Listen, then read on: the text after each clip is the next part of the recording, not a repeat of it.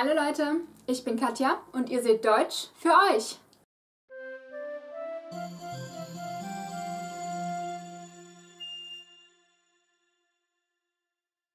And yet another tense. Make sure you watch the introductory episode to tenses first if you haven't done that yet. So today I will take you through the Plusquamperfekt. This one should be relatively easy to get through because even though you don't know what it is yet, let me assure you that you already know all of the parts that you need for it.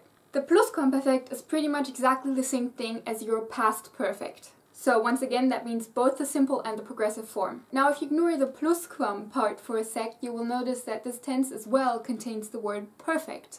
Again, this refers to the way that it is formed. So this is another tense that is formed using the Partizip zwei or G form.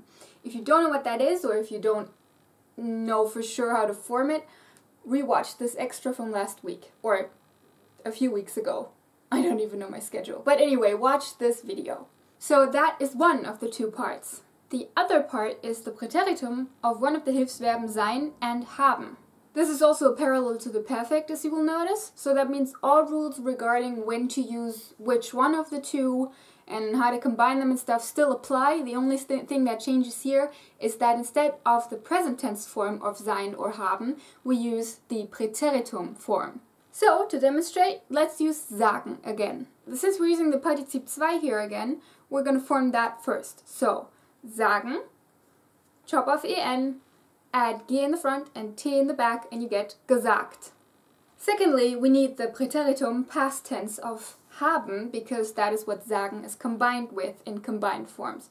So, in the first person singular, we would have ich habe, which then turns into ich hatte in the past, and so we get ich hatte gesagt. Important thing to note, just like for the Präteritum, there is no infinitive form for the Plusquamperfekt because the Präteritum has no infinitive. So no worries if you can't think of the infinitive for a Plusquamperfekt verb, there is none. Once again, sein is a special case. That also applies to its Präteritum forms, and that is why my next grammar episode will be dedicated to sein's forms in the past tense. So, that is all we need for the Plusquamperfekt. The Präteritum of the Hilfsverben, sein and haben, and the Partizip zwei of the verb that actually carries the meaning. Now we can get on to the more interesting part, when and how to use it. The Plusquamperfekt resides in a time stage that we call the Vorvergangenheit, which literally translates to the pre-past, which is the perfect word for what it does. It is used when you are already talking about a past event, but you then need to mention something that happened even prior to said things. And just like you know from the past perfect already, that doesn't mean that you have to put everything in perfect chronological order, because if we were really set on doing that, we would need a lot more tenses than we have. And that would be kind of impractical. Meaning that the Plusquamperfekt as well as the past perfect are used when the information that that other event happened before the one I was just talking about is crucial. So when it's really important that I point out that this happened even before this. So I could, for example, tell you these three things without putting a connection between them. She always got good grades in school.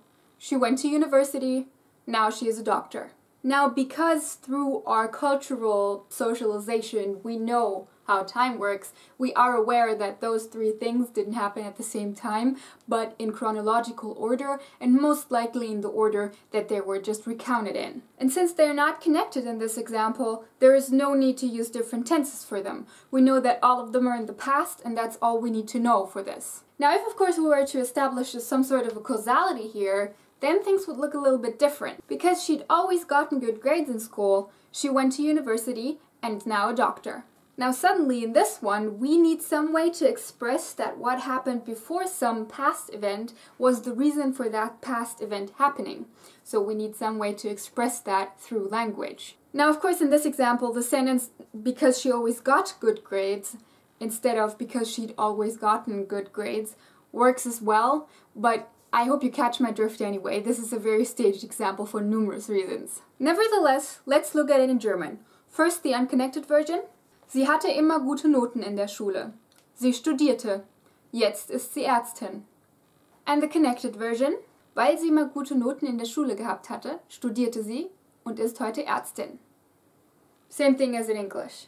Note that here in the subordinate clause, the one that starts with weil, the conjugated verb hatte stands at the very end, and all parts that also go with it, in this case it's only the G-form, Partizip 2, stand directly before it. If this doesn't seem familiar to you, if you have no idea how that came about, you should definitely watch my first 2 episodes on syntax, episodes 35 and 37, in which I talked about where to put your predicate.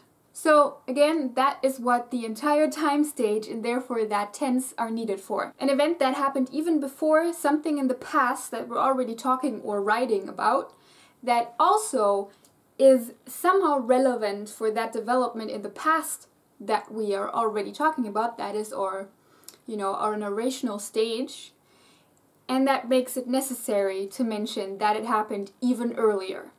Now, as I said in my introductory episode on tenses, German tenses are a lot more flexible than the English ones are. In fact, that sentence that I showed you just now in the connected form would actually sound a lot more idiomatic if it were put like this. Weil sie immer gute Noten in der Schule hatte, hat sie studiert und ist heute Ärztin. Now, as you can see, instead of Plusquamperfekt Präteritum Präsens like I did before, I instead used Präteritum Perfekt and Präsens here. Now that option doesn't really seem to go along with the rules I just told you about. Like I've mentioned numerous times, the Präteritum and the Perfekt are regarded as being on the same time stage in German, and that is the past tense. So it doesn't really make sense when I just told you that you should somehow differentiate that, they happen on different time stages.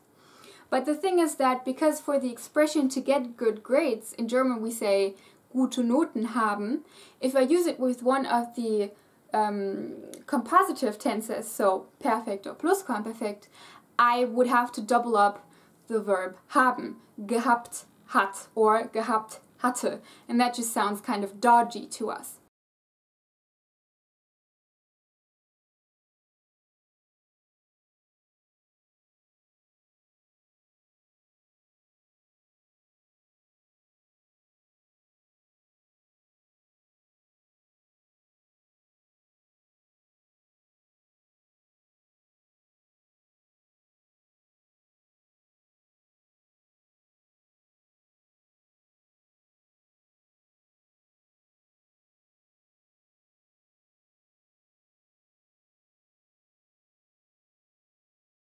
Now luckily this doesn't mean that there are still some more obscure tenses that you still need to learn about. It just means that our usage of tenses is a lot more free than you are used to as a native English speaker.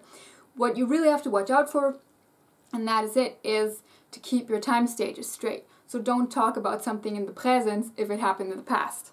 Plus the information that if you talk, like in spoken language, if you talk in the Präteritum, you will sound like a speaking novel. Although of course, you might be going for that, who knows? Just be aware of it. If you know these 2 things, what your time stages are, and that the spoken past is the perfect, you're good to go. Have fun with it. So, that leaves us with 2 more tenses to cover, and that is the future. Why 2? You will see in 3 weeks. For now, that's it for today. Once again, to get your own copy of the script for this episode, support me on Patreon, which is always linked in the description, and toss me a note with an email address that you use for DropBox. Your random word of the week is die Eule. Bis nächste Woche. Tschüss!